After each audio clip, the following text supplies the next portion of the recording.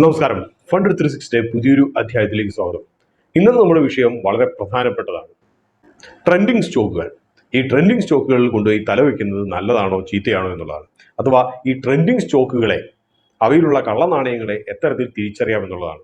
അപ്പൊ ട്രെൻഡിങ് സ്റ്റോക്കുകൾ എന്ന് പറയുന്നത് സാധാരണ രീതിയിൽ വോള്യൂം വളരെയധികം വർദ്ധിക്കുന്നു, വില വളരെയധികം വർദ്ധിച്ച് മുകളിലേക്ക് പോകുന്നു. അപ്പൊ അതുകൊണ്ട് തന്നെ സാധാരണ രീതിയിൽ പി റേഷ്യോ ഒക്കെ ഉയർന്നു പോകും.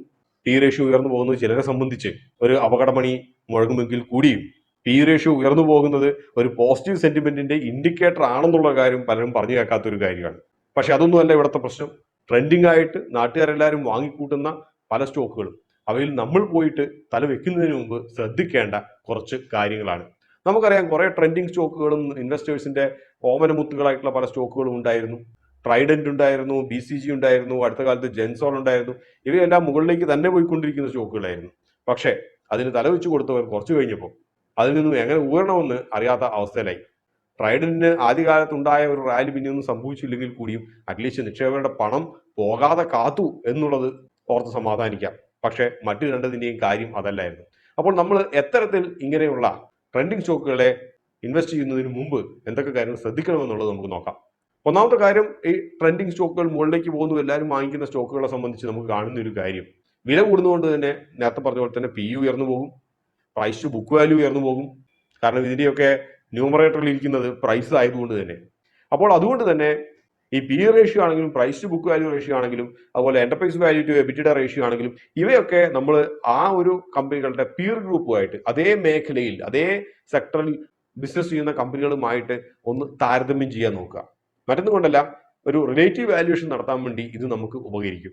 മനസ്സിലാക്കേണ്ട ഒരു കാര്യം, ഒരു സെക്ടറിലുള്ള ഒരു കമ്പനി മാത്രം ഒറ്റപ്പെട്ട രീതിയിൽ വലിയ ഔട്ട് പെർഫോമൻസ് നടത്തും എന്ന് പ്രതീക്ഷിക്കുക വയ്യ. എന്തുകൊണ്ടാണെന്ന് വെച്ച് കഴിഞ്ഞാൽ, ഒരേ തരത്തിലുള്ള പ്രോഡക്റ്റ് മാനുഫാക്ചർ ചെയ്യുമ്പോൾ ഒരു കമ്പനിക്ക് മാത്രമായിട്ട് വളരെയധികം വില കുറച്ച് വളരെ ഉന്നത നിലവാരമുള്ള പ്രോഡക്റ്റ്സ് കൊടുക്കാൻ സാധിക്കുകയില്ല.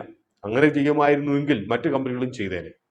അപ്പോൾ ഇതിനകത്ത് മാജിക്കലായിട്ടൊന്നുമില്ല. അതാണ് സത്യത്തിൽ ഈ ഒരു പീർ വാല്യുവേഷൻ, പീർ കമ്പാരിസന്റെ ഒരു അടിസ്ഥാന തത്വം. റിലേറ്റീവ് വാല്യുവേഷൻ, താരതമ്യമായിട്ട് വാല്യുവേഷൻ ചെയ്യുന്നതിന്റെ ഒരു അടിസ്ഥാന തത്വം അതാണ്. പിന്നെ മറ്റൊരു പ്രധാനപ്പെട്ട കാര്യം നോക്കാനുള്ളത് എന്ന് വെച്ച് കഴിഞ്ഞാൽ, ഈ ഒരു കമ്പനിയുടെ വില ഉയർന്നു പോകുന്നതിനനുസരിച്ച്, അഥവാ ഈ ഒരു കമ്പനിയുടെ വിലയിൽ നിന്നുള്ള ബെനിഫിറ്റ് ഉയർന്നു പോകുന്നതിന്റെ ബെനിഫിറ്റ് നമുക്ക് ലഭിച്ചതിന് അനുപാതികമായിട്ട് ഈ ഒരു കമ്പനിയുടെ ഏർണിങ്സ് ഉയർന്നിട്ടുണ്ടോ എന്നുള്ളത് നോക്കണം. വളരെ ലളിതമായിട്ട് പറയുകയാണെങ്കിൽ, പ്രൈസിന്റെ ഏർണിങ്സിന് CAGR ഒരേപോലെ തന്നെ ആണോ എന്ന് നോക്കിയാൽ മതി. അത് ഒരു വർഷത്തെയോ 2 വർഷത്തെയോ എടുക്കാണ്ടിരിക്കുക, ഒരു 5 വർഷത്തെ CAGR എടുത്ത് നോക്കുക. അപ്പോൾ കുറച്ചുകൂടി വ്യക്തമായിട്ടുള്ള ഒരു പിക്ചർ ലഭിക്കും. മറ്റൊരു കാര്യം, ഈ ഒരു കമ്പനിയുടെ വളർച്ച തുടങ്ങിയതിന് തൊട്ട് മുമ്പുള്ള കുറച്ച് പ്രസ് റിലീസുകളാകട്ടെ, എക്സ്ചേഞ്ച് ഫയലിങ്ങുകളാകട്ടെ, ഇവരൊക്കെ ഒന്ന് എടുത്തു നോക്കുക. എന്തുകൊണ്ടാണ് ഈ ഒരു കമ്പനി പെട്ടെന്ന് വളരാൻ തുടങ്ങിയത്? പ്രത്യേകിച്ച് ഒരു കാരണമൊന്നും ഇല്ലാതെയാണോ വളരാൻ തുടങ്ങിയത്? ഓർഗാനിക് ഗ്രോത്ത് ആണോ എന്താണെന്നുള്ളതിനെ കുറിച്ച് നോക്കുക. ചിലപ്പോൾ ചില കമ്പനികളൊക്കെ ഒരു വർഷം മൊത്തമായിട്ട് മുകളിലേക്ക് വില വളർന്നുകൊണ്ടേയിരിക്കും, വില മുകളിലേക്ക് പോയിക്കൊണ്ടേയിരിക്കും. അതുവഴി ചിലപ്പം കമ്പനിയുടെ വില 5 ഇരട്ടിയോ 6 ഇരട്ടിയോ ഒക്കെ ആയിട്ടുണ്ടാകാം. അപ്പൊ അങ്ങനെയാണെങ്കിൽ ഈ കമ്പനി ആദ്യം ഒരു കൺസോൾട്ടേഷൻ ഫേസ് കഴിഞ്ഞ് കമ്പനിയുടെ വിലയുടെ വളർച്ച തുടങ്ങുന്നതിന് മുമ്പ് എന്താണ് സംഭവിച്ചതെന്നുള്ളതിനെ കുറിച്ച് നോക്കുക.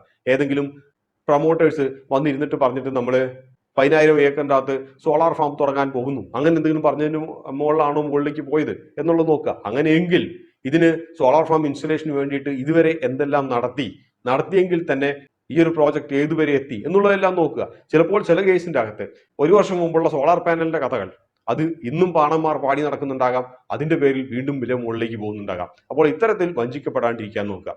മറ്റൊരു പ്രധാനപ്പെട്ട കാര്യം നമ്മൾ ഇത്തരത്തിലുള്ള ട്രെൻഡിങ് സ്റ്റോക്കുകളെ സംബന്ധിച്ച് നോക്കാനുള്ളത്, ഇൻസൈഡർ ട്രേഡിംഗ് എങ്ങനെ നടക്കുന്നു എന്നുള്ളതാണ്.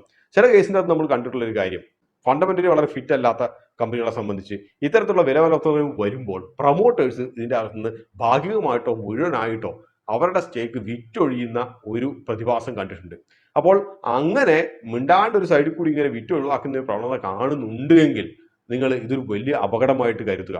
കാരണം നിങ്ങൾക്കും വിറ്റൊഴിയാൻ സമയമായി എന്നുള്ളത് മനസ്സിൽ വയ്ക്കുക.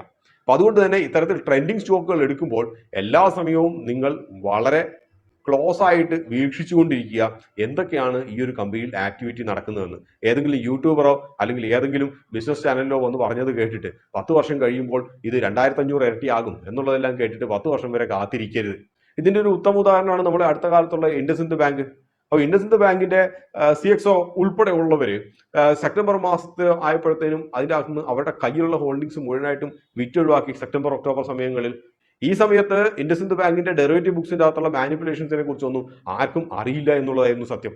മറ്റൊരു കാര്യം, പ്രൊമോട്ടേഴ്സ് പ്ലഡ്ജ് ചെയ്യുന്നത് എത്ര പെർസെന്റേജ് ഉണ്ടെന്ന് നോക്കാം.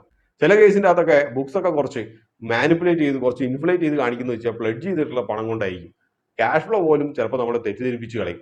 ചിലപ്പോൾ ആണെങ്കിൽ സെക്കൻഡറിയോ ടേഴ്സറിയോ ബൈപ്പാസിംഗ് ഒക്കെ വഴി എടുത്തിട്ട് ചിലപ്പോൾ ഇത് പ്ലഡ്ജ് ചെയ്തിട്ടുള്ള പണം തന്നെ ബുക്കിന്റെ അകത്ത് തന്നെ കയറിക്കോളും. ചില കേസിന്റെ അകത്തൊക്കെ വേസ്റ്റ് കേസ് സിനാരിയോയിൽ ഇതൊക്കെ ചിലപ്പോൾ ആണെങ്കിൽ സെയിൽസ് ആയിട്ട് പോലും കാണപ്പെടും എന്നുള്ളതാണ് കാര്യം. അപ്പോൾ അതുകൊണ്ട് ഈ ഒരു പ്രത്യേക കമ്പനി നിങ്ങൾ എടുക്കുന്നുണ്ടെങ്കിൽ ആ ഒരു കമ്പനിയുടെ ബൾക്ക് ബ്ലോക്ക് ഡീൽസ് ഒക്കെ നിങ്ങൾ നിരന്തരം എടുത്തു നോക്കുക. നാലാമത്തെ കാര്യം എന്ന് വെച്ച് കഴിഞ്ഞാൽ, ട്രെൻഡിങ് സ്റ്റോക്കാണ്, മുകളിലേക്ക് പോകുന്നുണ്ട്, വോള്യൂം കൂടുന്നുണ്ട് എന്നുള്ള ഒറ്റ കാരണം കൊണ്ട് നിങ്ങൾ ഈ കമ്പനിയുടെ ഫണ്ടമെന്റൽസിനെ വിസ്മരിക്കരുത്. കമ്പനിയുടെ വില മുകളിലേക്ക് പോകും തോറും ഈ ഒരു കമ്പനിയുടെ ഫണ്ടമെന്റൽസ് ബലഹീനമായി കൊണ്ടേയിരിക്കുകയാണെങ്കിൽ അതൊരു അപകട സൂചനയാണ്. ഉദാഹരണമായിട്ട് പറയുകയാണെങ്കിൽ ഓപ്പറേറ്റിംഗ് പ്രോഫിറ്റ് മാർജിൻ കുറഞ്ഞു വരുന്നു, അതുപോലെ തന്നെ ROC കുറയുന്നു, ക്യാഷ് ഫ്ലോ ഫ്രം ഓപ്പറേഷൻസ് കുറയുന്നു. പക്ഷെ ഇതിന്റെ വില എന്തുകൊണ്ടോ മുകളിലേക്ക് കയറി പോയിരുന്നു. ഇത് വളരെ അപകടം പിടിച്ചൊരു കളിയാണ്. കാരണം ഏത് സമയത്താണ് ഇത് എല്ലാ ദിവസവും ലോവർ സർക്യൂട്ടിന്റെ അകത്ത് ലോക്കായിക്കൊണ്ടേയിരുന്ന് നിങ്ങൾ വാങ്ങിച്ചതിനേക്കാളും താഴത്തെ നിലയിൽ എത്തുക എന്നുള്ളത് പറയാൻ കഴിയില്ല. ജെൻസോൾ അതിന്റെ ഒരു ഉത്തമ ഉദാഹരണമാണ്. ഇന്നത്തെ രീതിയിൽ ശ്രദ്ധിക്കേണ്ട അഞ്ചാമത്തെ പ്രധാനപ്പെട്ട കാര്യം വേറെ ഒന്നുമല്ല, എപ്പോഴും ഈ ഒരു ട്രെൻഡിങ് സ്റ്റോക്കിന്റെ പ്രൊമോട്ടേഴ്സോ അല്ലെങ്കിൽ ഉത്തരവാദിത്തപ്പെട്ടവരോ വന്നിട്ട് പ്രസ് റിലീസ് നടത്തുമ്പോൾ ഈ ഒരു സാധാരണ രീതിയിൽ ഒരു ബസ്സിംഗ് വേർഡ്സ് എന്നൊക്കെ പറയുന്നൊക്കെ ഉണ്ടല്ലോ. ഇന്നത്തെ രീതിയിൽ ബസ്സിംഗ് ആയിട്ടുള്ളത് electric vehicle, AI, block chain എന്നുള്ള കാര്യങ്ങളൊക്കെ ആവശ്യത്തിനും അനാവശ്യത്തിനും എവിടെയെങ്കിലും ഒക്കെ വാരി വിതറുന്നുണ്ട് എങ്കിൽ നിങ്ങൾ കുറച്ച് സൂക്ഷിച്ചു കൊള്ളുക. കാരണം ഒരു ഇൻവെസ്റ്റർ കമ്മ്യൂണിറ്റിയുടെ സെന്റിമെന്റ്സ് ചൂഷണം ചെയ്ത് ഇതിന്റെ വില വീണ്ടും ഉയർത്താനുള്ള ഒരു പണി മാത്രമാകാൻ വഴിയുണ്ട്. നമുക്ക് ഓർമ്മയുണ്ട്, കഴിഞ്ഞ വർഷം നമുക്കറിയാവുന്ന ഒരു പ്രമുഖ ഇരുകാലി വാഹനത്തിന്റെ പ്രൊമോട്ടേഴ്സ് ബില്യൺസ് ഡീലൊക്കെ നടത്തിയെന്നൊക്കെ പറഞ്ഞു. പക്ഷെ അതിന്റെ 11 പോലും മാനുഫാക്ചർ ഇതുവരെയും ചെയ്തിട്ടില്ല എന്നുള്ളതാണ് സത്യം. പക്ഷെ ആ ഒരു കാലഘട്ടങ്ങളിൽ ആ സ്റ്റോക്കിന്റെ വില ഏകദേശം 30-40% മുകളിലേക്ക് പോയി. പക്ഷെ തിരിച്ചിപ്പോൾ താഴോട്ട് വന്നു കഴിഞ്ഞതിന്റെ പകുതി പോലും ഇല്ല എന്നുള്ളതാണ് സത്യം. അപ്പോൾ അതുകൊണ്ട് ഇത്തരത്തിലുള്ള സ്റ്റോക്കുകളെ ഇങ്ങനത്തെ ബസ്സിംഗ് വേർഡ്സ് ഒക്കെ ഉപയോഗിച്ചിട്ട് നാട്ടുകാരെ എപ്പോഴും ഇംപ്രസ് ചെയ്യിക്കാൻ വേണ്ടിയിട്ട് പ്രസ് കോൺഫറൻസോ അല്ലെങ്കിൽ എക്സ്ചേഞ്ച് ഫയലിംഗ് നടത്തുന്ന സ്റ്റോക്കുകളുടെ ഇവരുടെ ആക്ച്വൽ റവന്യൂ സെഗ്മെന്റ് ഏതൊക്കെ വഴിയാണെന്നുള്ളത് നോക്കുക. ഉദാഹരണമായിട്ട് അരി വിൽക്കുന്ന ഒരു കമ്പനി ഇലക്ട്രിക് വെഹിക്കിളിന്റെ അകത്തേക്കും ബ്ലോക്ക് ചെയിൻ്റെ അകത്തേക്കും ഒക്കെ ഇറങ്ങാൻ പോകുന്നു എന്ന് പറയുമ്പോൾ ആദ്യമായിട്ട് ഡൈവേഴ്സിഫിക്കേഷൻ ഇറങ്ങുന്നു എന്ന് കരുതുന്നതിന് മുമ്പ് സംശയത്തോടു കൂടി കുറച്ചൊന്ന് വീക്ഷിക്കുക. കാരണം എങ്ങും തൊടാത്ത ഒരു റവന്യൂ സെഗ്മെന്റ് ആണ് ഈ പറയുന്നത് എന്നുള്ളത് മനസ്സിൽ വയ്ക്കുക. അതേപോലെ തന്നെ ഇത്തരത്തിലുള്ള അനൗൺസ്മെന്റുകളൊക്കെ നടത്തുന്നത് ഓൾറെഡി കിട്ടിക്കഴിഞ്ഞ ഓർഡറുകളുടെ മുകളിലാണോ, അല്ലെങ്കിൽ ടെക്നോളജി പാർട്ണർഷിപ്പിന്റെ മുകളിലാണോ, അല്ലെങ്കിൽ എവിടുന്നെങ്കിലും ബാങ്കിൽ നിന്നോ എങ്കിലും ലോൺ എടുത്തിട്ട് ഒരു കാപ്പക്സ് സ്പെൻഡിങ് നടത്തുന്നതിന്റെ മുകളിലാണോ, കപ്പാസിറ്റി എക്സ്പാൻഷന് പോകുന്നുണ്ട് എന്നുള്ള കാര്യങ്ങളൊക്കെ നോക്കിയതിന് ശേഷം മാത്രം ഈ പറഞ്ഞ കാര്യങ്ങൾ വിശ്വസിക്കാൻ വേണ്ടി ശ്രമിക്കുക. ഈ കൂട്ടത്തിൽ തന്നെ മനസ്സിൽ വെക്കേണ്ട ഒരു കാര്യം, ചില കമ്പനികളൊക്കെ ഉണ്ടാവും റോളിംഗ് സ്റ്റോൺ പോലെ. ഇന്ന് പറയും നമ്മൾ AI പോകുന്നു, പിറ്റേ ദിവസം പറയും ബ്ലോക്ക് ചെയിനിൽ പോകുന്നു, അത് കഴിഞ്ഞ് കഴിയുമ്പോൾ പറയും നമ്മൾ ഇലക്ട്രിക് വെഹിക്കിളിൽ പോകുന്നു. അപ്പോൾ ഇതേപോലെ തന്നെ എപ്പോഴും പറച്ചിൽ മാത്രവും എല്ലാത്തിൻ്റെ അകത്തുനിന്നും ഒരു ഫോക്കസ് ഇല്ലാണ്ട് ഇങ്ങനെ ചില കുട്ടികളൊക്കെ നടന്നു പോകുന്ന പോലെ അങ്ങനെ ആണോ എന്നുള്ളത് ശ്രദ്ധിക്കുക. അങ്ങനെയുള്ള കമ്പനികളെ നമ്മൾ വിശ്വാസത്തിലെടുക്കേണ്ട ആവശ്യമില്ല. പിന്നെ ചില കമ്പനികൾക്കൊക്കെ ഒരു കാര്യമുണ്ട്, ഈ പറഞ്ഞ ഒരു ട്രെൻഡിങ് സ്റ്റോക്കുകളൊക്കെ മുകളിലേക്ക് തന്നെ വില പോകാൻ വേണ്ടിയിട്ട് എപ്പോഴും ഗൈഡൻസ് ഒക്കെ കുറച്ച് കൂട്ടി പറയും. അതായത് നമ്മൾ അടുത്ത ക്വാർട്ടറിൽ അല്ലെങ്കിൽ അടുത്ത വർഷം നമ്മൾ അടുത്തത് ഒരു 50% നമ്മൾ പ്രോഫിറ്റ് ആണ് കൂടുതൽ പ്രതീക്ഷിക്കുന്നത് എന്നൊക്കെ പറയും. അപ്പൊ ഇങ്ങനെയൊക്കെ പറഞ്ഞ് കേൾക്കുന്നത് നല്ലത് തന്നെ. പക്ഷേ ഈ ഒരു 50% കൊണ്ടുവരാൻ വേണ്ടിയിട്ട് എന്ത് ചെയ്തിട്ടുണ്ട് എന്നുള്ളത് നമ്മൾ ന്യൂസ് ആകട്ടെ, ഇവരുടെ പണ്ടത്തെ ആനുവൽ റിപ്പോർട്ട് ആകട്ടെ, അതൊക്കെ എടുത്ത് നോക്കുക. വലിയ കമ്പനികളെ സംബന്ധിച്ചൊക്കെ ആണെങ്കിൽ ഇത്തരത്തിലുള്ള AGM നടത്തുമ്പോൾ അവിടെ തന്നെ ഈ പറഞ്ഞ പോലെ നാട്ടിലെ പേരെടുത്ത പല ജേർണലിസ്റ്റുകളോ കുറെ ഇൻവെസ്റ്റേഴ്സോ ഒക്കെ ഉണ്ടാകും. അവർ തന്നെ കുറെ ചോദ്യങ്ങളൊക്കെ ചോദിക്കും. ഉദാഹരണമായിട്ട് റിലയൻസ് ആകട്ടെ, TCS ആകട്ടെ, ഇൻഫോസിസ് ആകട്ടെ. പക്ഷേ മറ്റ് പല കുഞ്ഞൻ കമ്പനികളൊക്കെ ട്രെൻഡിങ് എന്ന് പറയുന്ന കമ്പനികളെയൊക്കെ സംബന്ധിച്ച് ഇങ്ങനെയൊന്നും സംഭവിക്കാറില്ല. പലപ്പോഴും എഴുതി കൊടുത്തിട്ടുള്ള ഒരു പത്രവാർത്തകളൊക്കെ ആയിരിക്കും വരാറുള്ളത്. മറ്റൊരു കാര്യം വോള്യത്തിനെ കുറിച്ചും വോളറ്റിലിറ്റിയെ കുറിച്ചാണ്.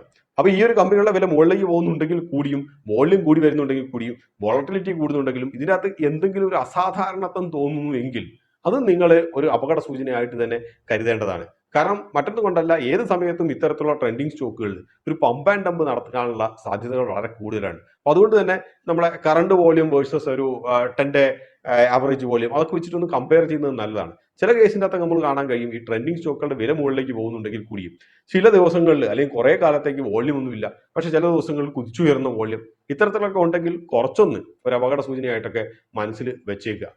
കാരണം ഇത്തരത്തിലുള്ള ഒരു വോള്യൂം ഇൻക്രീസ് പലപ്പോഴും വരാറ് ഏതെങ്കിലും എക്സ്ചേഞ്ച് ഫയലിങ്ങോ ഏതെങ്കിലും നമ്മൾ പുതിയ ഒരു സംഭവം ചെയ്യാൻ പോകുന്നു എന്നൊക്കെ പറയുമ്പോൾ ന്യൂസിനെ മാത്രം അടിസ്ഥാനപ്പെടുത്തിയാണെങ്കിൽ ഒരു അപകട സൂചനയായിട്ട് തന്നെ മനസ്സിൽ വെക്കുക. മറ്റെന്നുള്ളത് അക്കൗണ്ടിങ്ങിലാണ് പലപ്പോഴും ചില കമ്പനികളൊക്കെ നാട്ടുകാരെ പറ്റിക്കാൻ വേണ്ടി ചെയ്യുന്ന ഒരു പണി.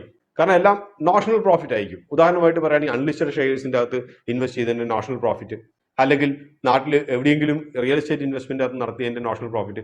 പക്ഷെ മനസ്സിൽ വെക്കേണ്ട ഒരു കാര്യം, ഈ പറഞ്ഞ നാഷണൽ പ്രോഫിറ്റുകൾ ഒന്നും നമ്മൾ യഥാർത്ഥത്തിലുള്ള ഒരു പ്രോഫിറ്റ് ആയിട്ട് നമ്മൾ കരുതാൻ കഴിയില്ല.